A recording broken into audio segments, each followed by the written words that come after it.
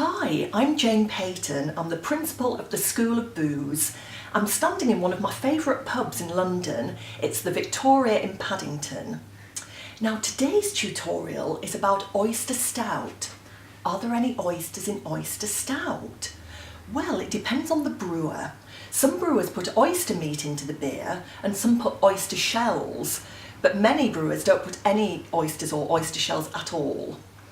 The tradition of oyster stout came about in the 19th century. People ate a lot of oysters in those days, and the most popular styles of beer were porter and stout. That's where the word comes from, oyster stout.